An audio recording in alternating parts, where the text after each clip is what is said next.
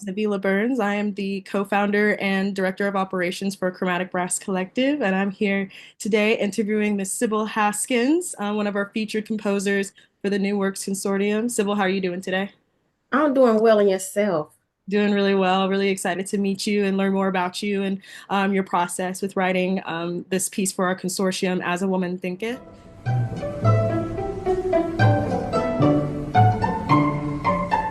Sybil Haskins is a lifelong learner, first and foremost. I'm learning every day. I'm currently in school right now, pursuing my doctorate in music education. I'm just an inspired individual who wants to grow more and seeking more as a professional musician. I've done a lot with teaching bands and choirs, but my love is composition. So having the opportunity to do that more is something that I'm very interested in. But that's who I am. I got my hands in every single pot you could imagine as it relates to music, whether it's performing, rapping, singing, writing, vocal coaching, working with little kids all the way to collegiate. So I'm all over the place, but still under the umbrella of music and education.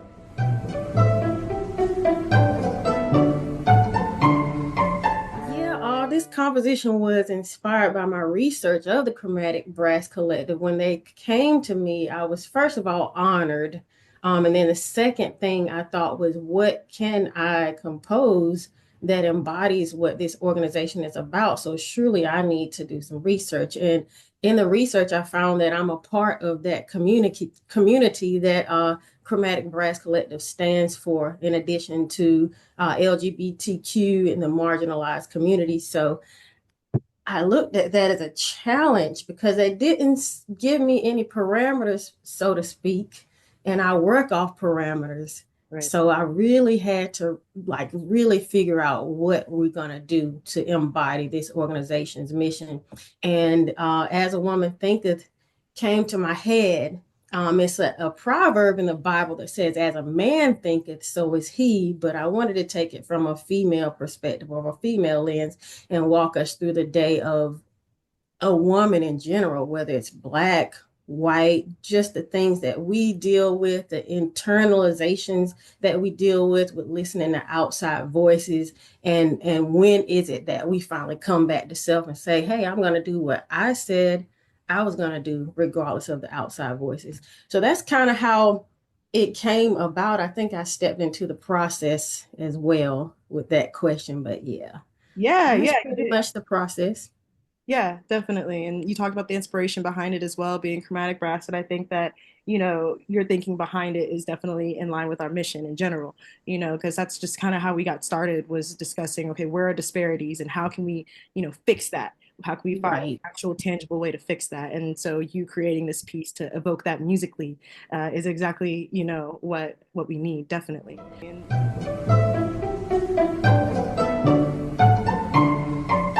And I know you were saying earlier that, you didn't get as many parameters. You were kind of having that freedom to create this however you wanted. And that can sometimes be a challenge in and of itself. So how, in writing, how did you overcome that? What in particular helped you narrow things down? Going back to my studies, you're never too far into it to go back to the basics. And so what I did was went all the way back to a motif. What is that one motif that I want to expand? So I actually, believe it or not, have this like rhythm book that has so many different rhythms, no pitches, and I just opened it up to page 10 and I found this rhythm dot dot dot dot dot dot dot dot dot. And so I took that and added notes to it, expanded it, developed retrograde, inverted, sequenced, and tried to figure out how I could uh, shape that motive as it goes through the day in the life of a female, whether it's where she's calm and you can tell the rhythm is pretty locked in, or two, where you have all these different voices chatting the rhythm, fragmented back and forth in her head, all the way to where she's paying homage to um, people who have inspired her and talking to God. You hear that motive all the way through, but it takes on the character of whoever that conversation is with. Mhm. So that's kind of the process. I took that one motive, and that one motive just really developed into everything else. It kind of came to me a little bit easier since I had some structure in the beginning to work with. Yeah, I think that, going back to the basics is a really good advice as well, because I'm sure just as like, people who write books or novels and anything like that, they experience writers block, composers do as well. You know, Right, sometimes returning to the foundation of what it is and taking out all the extra noise sometimes right, bring clarity. And that also is right. applicable, I feel like, just as women in our lives as well. We always got so much going on, and Black Yeah, we always got things we trying to, get things done, and sometimes it could be really overwhelming. Um, right. And finding that peace, in the midst of chaos. That's something yeah. I think we do well as African American women too. Definitely, definitely.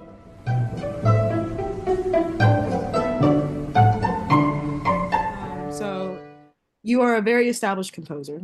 Obviously, you've written for dozens of ensembles across high school and collegiate stages. So do you have a specific like workflow or mental process that you like to get yourself into in order to complete compositions, especially if you have like multiple on your plate, maybe that you're working through? Believe it or not, I'm still trying to find what that flow is. Yeah. And I know, for instance, I'm working on a piece for Alabama A&M University right now, who is currently celebrating 150 years in existence. I believe they're the oldest HBCU in the country. Yeah. And so they reached out to ask if I could compose a piece to commemorate that. That's totally different than As a Woman Thinketh. So I know some of my mentors are able to work on several compositions at one time. And that's a goal that is one of mine, but I like to have, if I'm working on Alabama A&M, that's all I'm working on. Mhm. So just trying to get like an actor or actress into total character of whatever I'm getting ready to write, because I can't be Sybil. I have to be what these people are wanting it to be embodied. So but I like to be kind of engulfed in whatever I'm doing. I know as work starts to come quicker, I'm really going to have to jump in to how to manage all of those things. But I'll say that's pretty much how it goes right now. I just give 100% to whatever I'm doing, complete it, and then move to the next piece. Mhm. I feel like I'm the same way as well. There are some people, that can juggle multiple things and still put in the same amount of effort into all of those things. But sometimes, that's not the best way of doing it because sometimes, maybe one group will get a little less effort from you Yes, and that takes away from the final product that you're trying to create. yes, You know what I mean? So you want to be able to right. rein yourself in that. That makes sense, definitely. Even sometimes you get overlap where you're hearing things in this one that you're hearing in that one. It's like, no, no, no, I want these to be two totally different pieces. So Yeah, that's a good point. I never thought about that. How like if you're working on multiple at once, maybe like your thought process for one piece can influence the decisions that you making for another. And that may not right, if you weren't doing that at the same time. It could be positive, but it can also be negative in some ways too. right. So yeah, that's a really good point for sure. I think with me, because of the formal training, it always causes me to go back to that. So I might think, let me do classical, or let me do something romantic or impressionism. Um, but I also know that I need to, how do I say, inject whoever Sybil is in this fabric of composition. I can't always revert back to the Bach, the Beethoven. They've already done it, and they've probably done it better than anybody can do it. So finding your own lane. I'm more of a uh, storyteller, like kind of how you feel like literally listening to a piece from beginning to end tells a story. And that's not always necessarily ABA, it might just be through composed. So I kind of mix those things. I notice I will honor classical form, and then the rest of the piece is just like this is what Sybil would do. So you might have an ABA and then what Sybil would do towards the beginning, middle to the end of the piece. And that's kind of the framework that As a Woman Thinketh went into ABA, honoring the classical. And then the midsection, we have a honoring of Quincy Jones, who's my favorite composer ever. Ironically, that piece, that part was completed before he passed away, maybe 3 or 4 days before that. So I'm like, wow. Then you have a reflection where we're talking to God and helping him understand, which he already understands, is I'm not doing this alone. Let me give my credit to where it's due, not get too big on myself. And then he assures me that he's with me, whether it's bad or good. So I get this power of feeling like Clark Kent, the superwoman, like I can really do this time. And so the end is just a combination of everything that happened in the piece at the end. Mhm.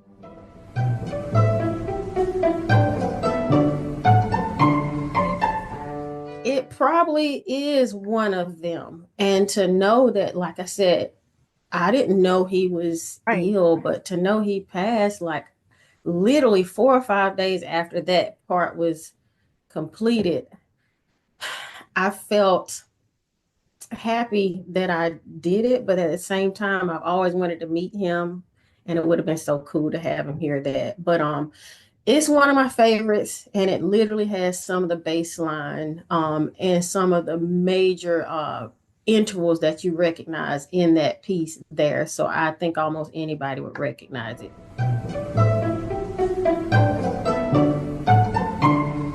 Are you from the South? I am. Okay, great. Because I know that you're at North Carolina Central, right? And then you do a lot of collaborations with colleges and high schools and stuff in the Southern area. I'm also a Southern woman myself. I moved around a lot. Okay. Yeah, I lived mostly in North Florida, but I also lived in South Carolina and Alabama as well. So I Okay. know that at least for myself, the traditions and stuff taught by me and my family that really influences my creativity as a musician. Would you say that's the same for you? And if so, Yes. Yes, definitely. My Both of my parents are musicians. Pretty much everybody on my mom's side are musicians. She's a piano player. My dad plays lead guitar, and my brothers play instruments too. So I've heard this growing up, and it's been gospel, it's been heavy metal, it's been rock throughout the house, like everything, even musicals, just so much music.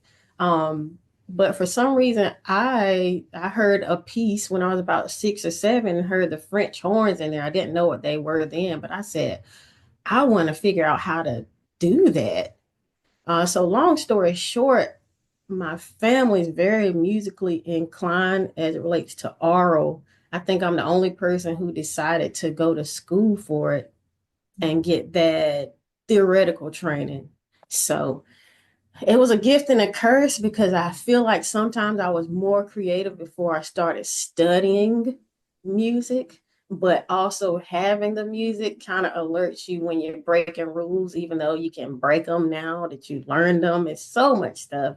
So, in a sense, I'm kind of jealous of my family because they just get up there and do it without thinking. But I'm always like, no, I can't do this. This is parallel octave. No, no, no. Just play the music. So, yeah, great influence from family, especially like harmonic choices, even like inserting little funny cartoons in the middle. My dad does that, when people go to shouting, he might play like the Addams Family in the middle of the gospel song, just things like that. I definitely say that were heavily influenced by my parents and family. Mhm.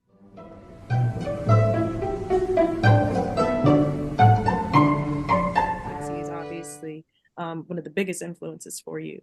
Are there others as well, living or dead? He's definitely one of them. I know for as far as classical, I have to give respect to Claude Debussy. Um, I He really influenced me, especially with his use of color and chromaticism. Modest Mussorgsky is another one. as far as that's concerned. Right now, Julie Giroux and Marie Antoinette Douglas, who are like contemporaries, have been very influential. Um, and Quincy Hilliard, he and I have spoken several times on this piece and other pieces. One of my greatest inspirations, who I actually also want to impact the world as much as she did, was Nadia Boulanger. Yeah. And she's like was the world class instructor of composition. She taught Quincy Jones, she taught Igor Stravinsky, she taught all of those guys, and they give her so much respect. And it's not all about giving that respect, but just to know she impacted so many people that are impacting so many people means that she was the woman. So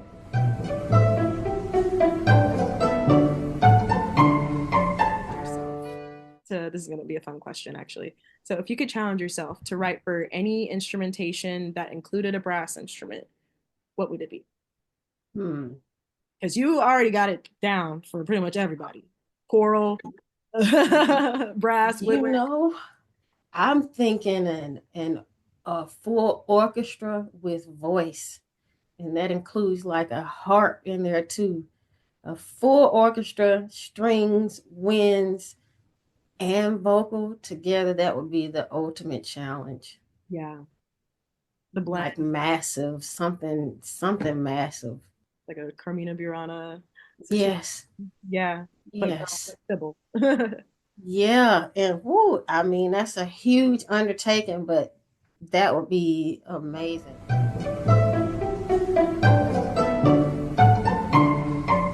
See, inspiring other composers, especially African American women who don't see it much, just so they know that it's actually cool to do. And you don't have to, dress a certain way to be a composer. You don't have to look a certain way. You can still be who you are and be accepted. I do want people to utilize space a little more. We forget that rests are a part of music as well. So that's one area that I pride myself on, as far as consideration. And then just works that are more indicative of our world now.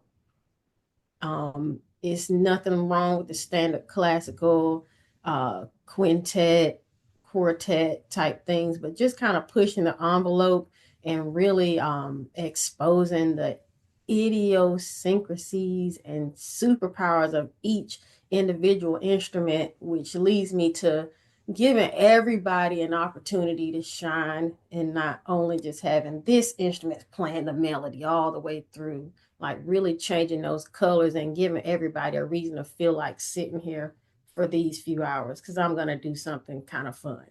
Mhm. Yeah, as a euphonium player myself, I like both of those answers because I feel like I feel I like need a shirt that says all instruments matter. yes, definitely. Like in our solo rep, it's always like the running joke is that we're either, singing lyrically beautiful or we like really got to play technical as if we're fighting for the job that we need. You know what I mean? That we have a very big instrument and we also need to breathe. Um, Right, ensemble settings, again, we have a beautiful voice of our instrument. So being able to right. have composers that understand that and want to pass that beautiful melody around across the ensemble. That's really important for sure. Yes. And tuba players love that too, for sure. So, what advice would you give to young composers that want to get their chance in this profession? The first thing I would say is to keep doing what you're doing and make sure you're finding your voice. Um, there's nothing wrong with finding a good mentor. And I don't think you necessarily have to be like the most notable composer in the world for you to be a mentor, because if you understand the skill, then you know how to teach it. Um, Keep going. Put yourself in spaces where your compositions can be looked at or performed, whether it's a consortium, an organization that's music related, that can kind of help catapult you. And just talk to people in the music realm. get advice from theorists, get advice from other composers as it relates to your piece and if it's structured correctly. Also, be okay with criticism because sometimes it really is correct.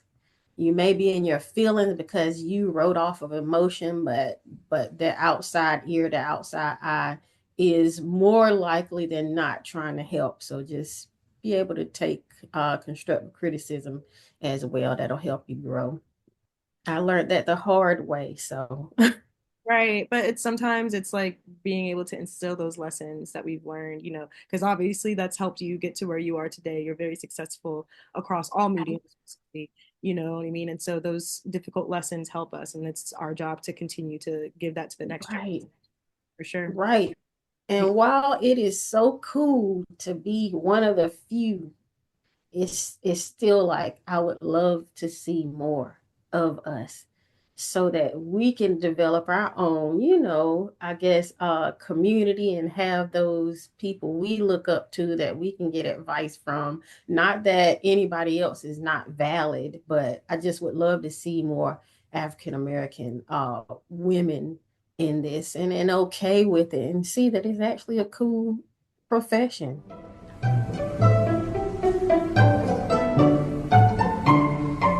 And do you have any exciting events or projects coming up this year? I know earlier you mentioned the project for Alabama A&M. So you want to plug that or anything else? Yeah, they I believe this event will be in May, late May or late April, early May, but they'll be premiering. It's their alma mater, which they've already had, but I just took the alma mater and reharmonized it to represent more of jazz extensions and things of that nature. The melody stays the same. I know how important alma maters are, so the melody doesn't change, but the harmonies are kind of indicative of jazz and how it was evolving right around the time that their university was being built. I just recently conducted an all county band here in North Carolina, and that was really cool. I have another one coming up later on in the year. So I do things like that, the commission compositions, all county band performances, hopefully one day all district, all state. So got my hands in everything. I wish I had a band of my own, but right now I just travel and conduct them for 2 or 3 days, and that kind of gives me my fix. Well, who knows? Let's speak it into existence too. That'll be on the way, Yes, you know? yes, I would love to be a musical director Yeah. of like the Grammys or something like that. Yeah. Yeah. Well, thank you so much for meeting with me today. I'm so glad that we had the opportunity to learn more about you, your process with writing As a Woman Thinketh, and your values as a musician and your goals as a future professional as well. I know this isn't going to be the last that we see from you at all. So I'm wishing you all the best and thank you so much. Thank you so much for this opportunity. I don't take it lightly. It was exciting. I enjoyed putting the puzzle together, and I can't wait to hear you guys perform it. Absolutely.